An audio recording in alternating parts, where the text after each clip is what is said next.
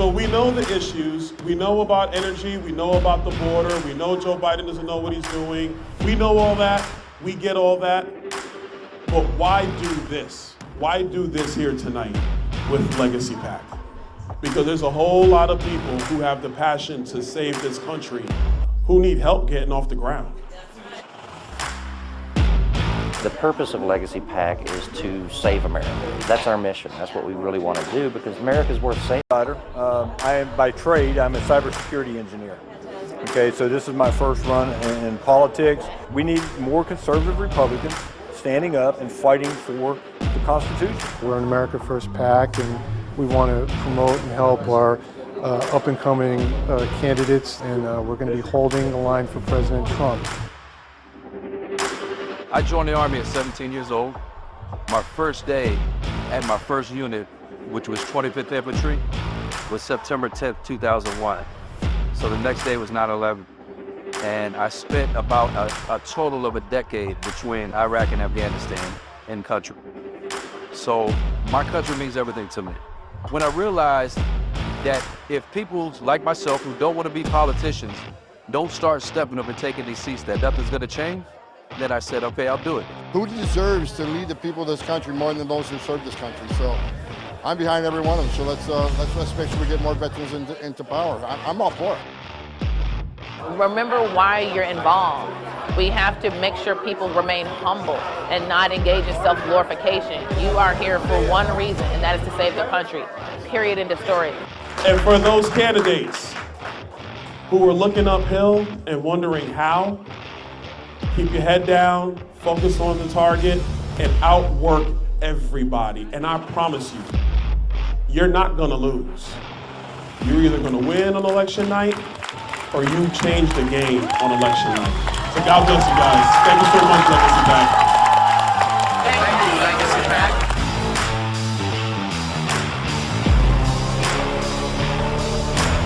Under this administration, they have deliberately opened the border to fundamentally change the fabric of our country. I'm Jared Craig with Legacy PAC. We are here at Eagle Pass, Texas, to bring attention to the border crisis, to educate the voters, the citizens of the United States, and the candidates running for federal office, the importance of a secure border. And at Legacy PAC, we want to bring candidates here to the border to see it firsthand, because there is nothing like being here, seeing this. We saw women and children climbing over barbed wire. There is no reason why we cannot secure this border. There is no reason to keep this open. This is not humane. So we need to get Victor and all these other good America First candidates into office. We at Legacy PAC depend on your donation and support to support these projects. We can't do it without you. So please go on to legacypac.org and show your support.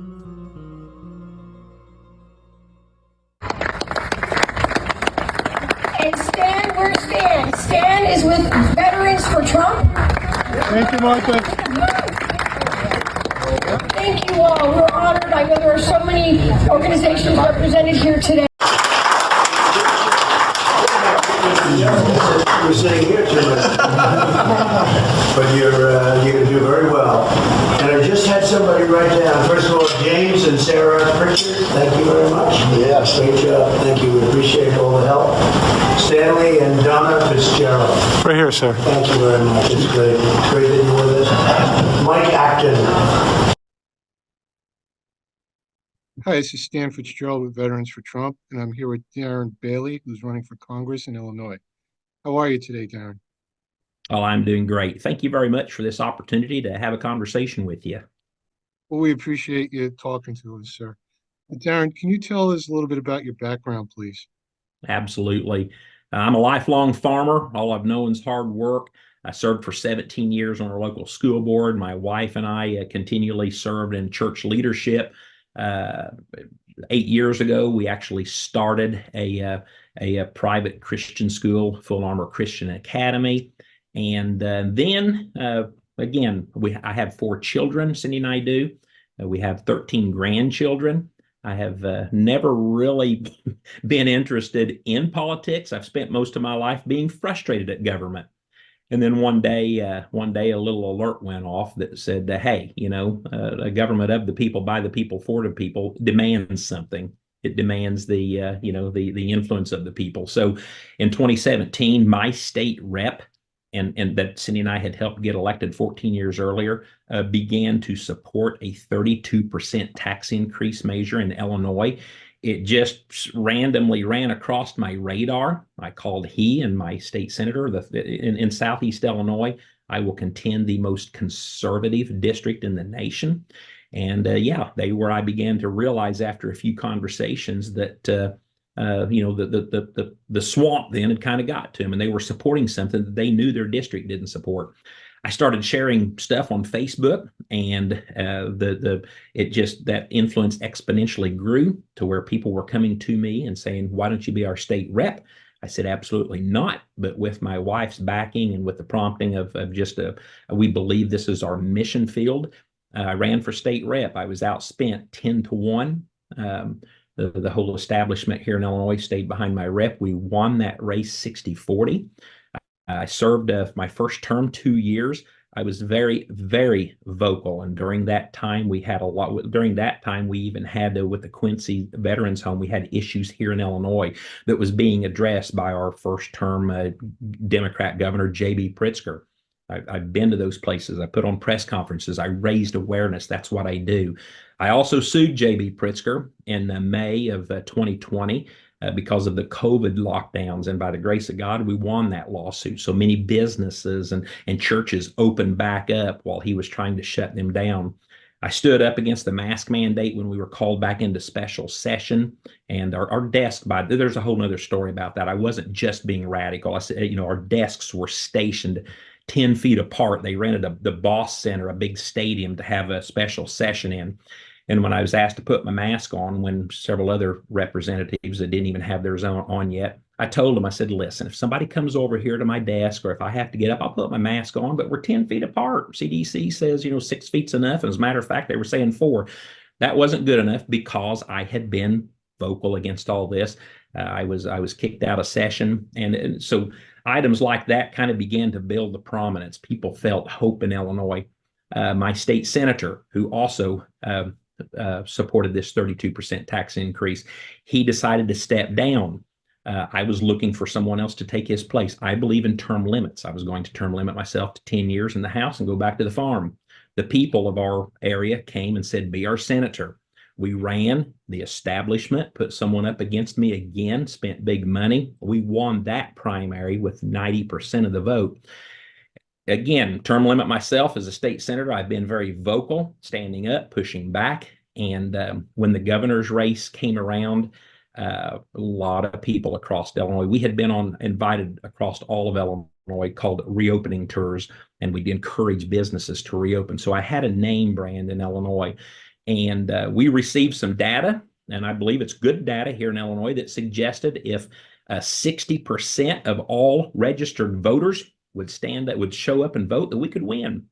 But at the end of the day, on November 8th of 2022, only 45% turned out, and we came up short.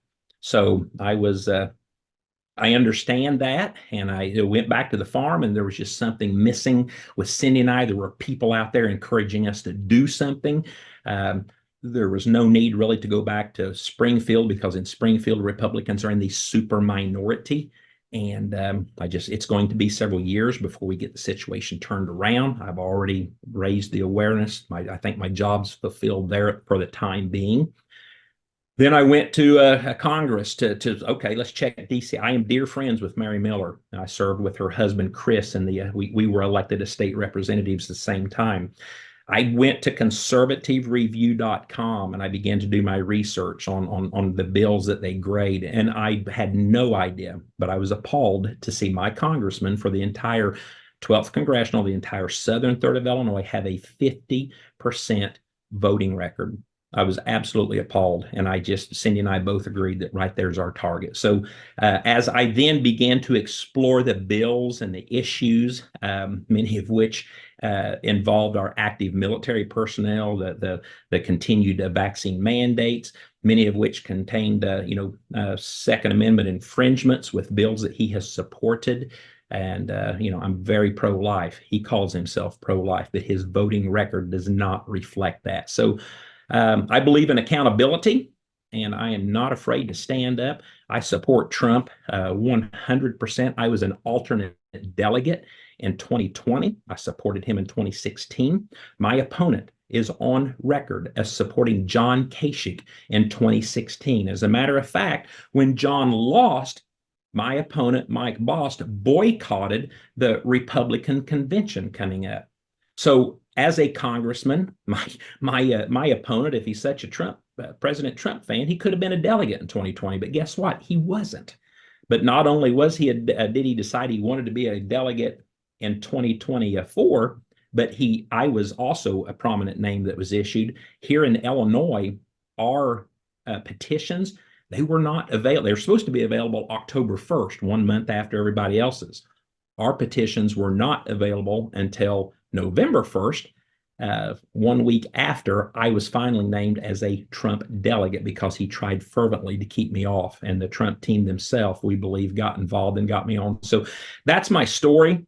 I will not be a career politician. I will stand up I will say what needs to be said. I will take anything as far as it needs to go to get this country turned around, because we're not headed in the right direction. So I'm pretty passionate, and I have the proof of my past, and I'm honored to be speaking with you here today. And I will, at all costs, stand up for our veterans, as we have the VA hospital in Marion, Illinois. And on this journey, I continually have men and women working in the system and who are, depending on the care of the system, to come up to me and tell me just how egregious the shortfalls are. And I'll be a voice for all of this, whether I'm on the VA committee or not. Well, thank you, sir. We know you'll do a fantastic job in DC.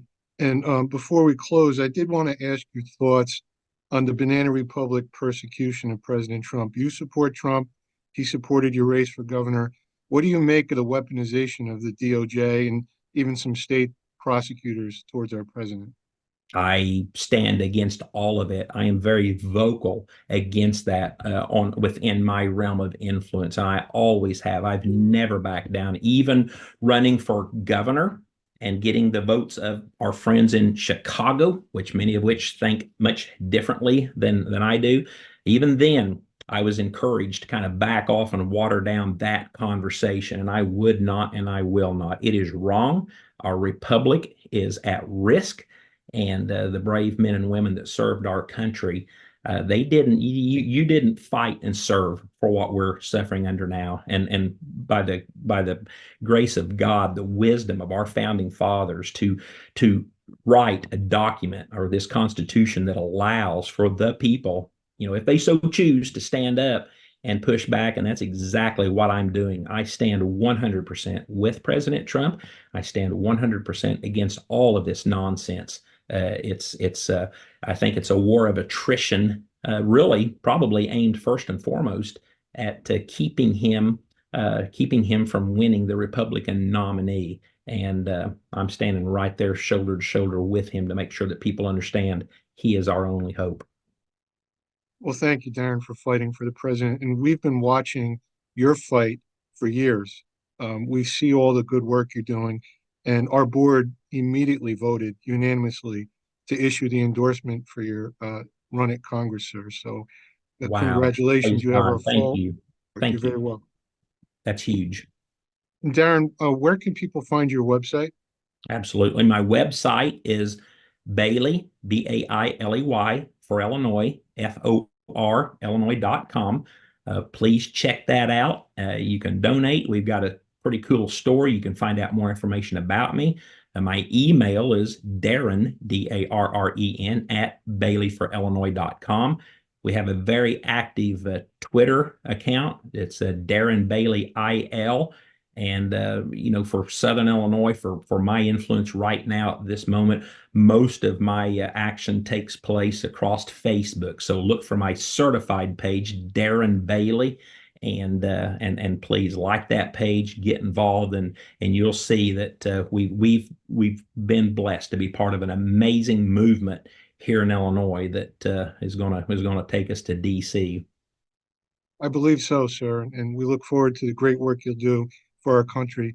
I thank you, sir, for your time, and we'll chat again soon. Thank you. You're welcome.